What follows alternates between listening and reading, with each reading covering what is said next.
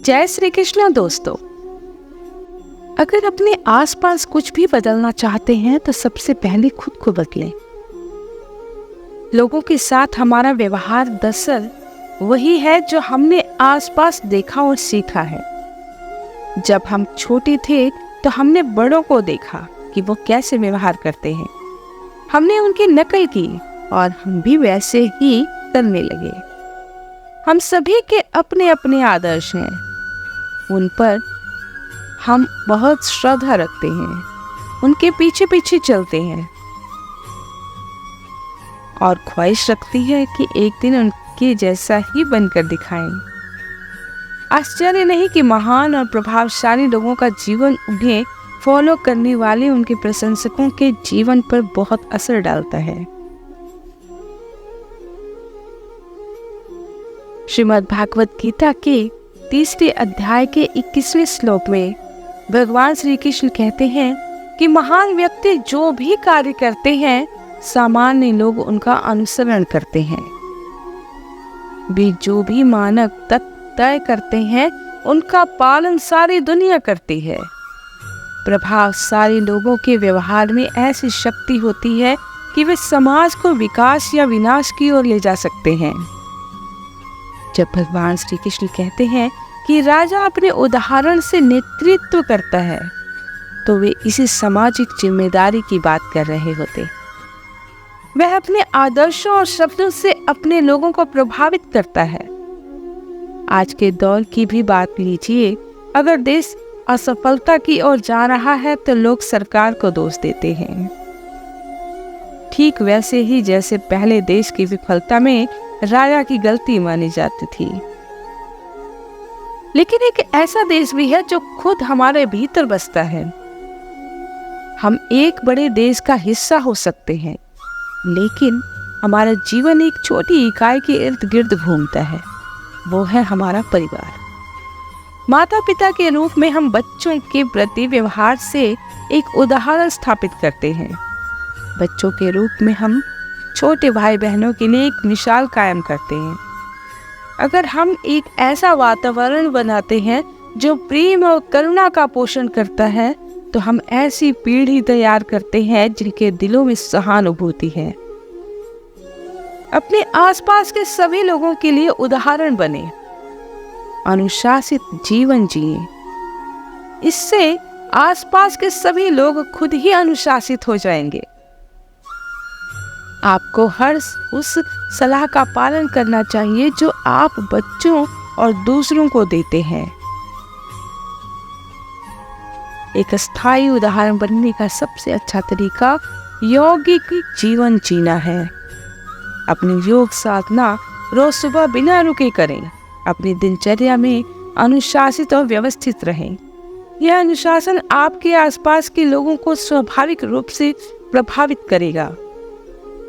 खुद मिसाल बनने के लिए अपने थोड़ा और करीब जाने की जरूरत है। खुद को उस राह पर ले जाने की जरूरत है जहां मन और इंद्रियां प्रेम के नियमों का पालन करती हैं। ऐसा करते हुए हम शरीर और दिमाग को एक सीध में ले जाते हैं। हमारी कथनी और करनी एक होने लगती है। हम वही बन जाते हैं जिसका हम उपदेश देते हैं। यह एक ट्रिकल डाउन इफेक्ट है, यानी छोटे स्तर की भलाई बड़े स्तर पर लाभ पहुंचाती है। हम परिवारों का नेतृत्व कर रहे हैं, इसी से समाज और दुनिया का नेतृत्व हो रहा है। हम जो बदलाव चाहते हैं वह हमसे शुरू होता है।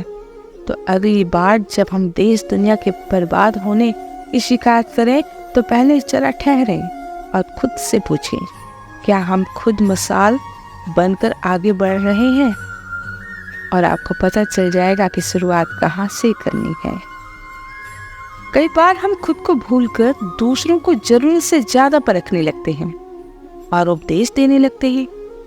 हम मनमाना ज्यादा चाहते हैं पर मानना कम चाहते हैं।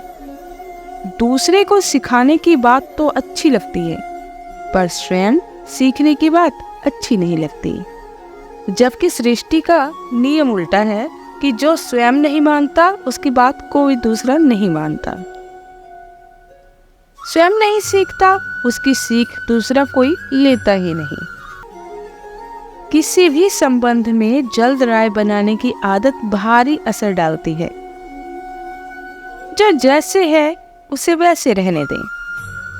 आप अपनी जिंदगी जिए, अपने कौशल पर भरोसा कर आगे बढ़ें। आधुनिक लाइफस्टाइल में जीने वाले जिंदगी की रफ्तार में इस तरह भागे जा रहे हैं कि उनके पास ठहराव नाम की कोई चीज ही नहीं है। इसलिए स्वयं की भूलों को नजरअंदाज कर दूसरों की भूलों में ही उलझे रहना आज की बड़ी समस्या बन गई है। इसी वजह से इंसानों के बीच दीवारें खड़ी हैं। ये दीवारें गिरनी चाहिए, नहीं तो एक ना एक दिन इसका दुष्परिणाम हमारे सामने आकर खड़ा हो जाएगा। मकान की दीवार बहुत छोटी होती है, हम उसे लांघ जाते हैं, सीढ़ियां बना लेते हैं और ऊपर चढ़ जाते हैं। लेकिन व्यक्ति व्यक्ति के बीच में जो दीवार होती है उसे लांघा नहीं जा सकता। हर व्यक्ति के बीच में दीवार होती है और वह है अहम की दीवार। हर व्यक्ति अपना घेरा बनाए हुए है, अहम की दीवार बनाए हुए है। इतनी बड़ी दीवार है कि जिसे कभी तोड़ा नहीं जा सकता, लांघा नहीं जा सकता। जीवन की सफलता का बहुत बड़ा सूत्र है अहम की दीवार को तोड़ देना। मिलन का बहुत बड़ा सूत्र है अहम की दीवार को तोड़ देना, नहीं तो दो व्यक्ति मिल नहीं पाएंगे। पास में बैठे भी इतने दूर हो जाएंगे जैसे 3 और 6 के अंक।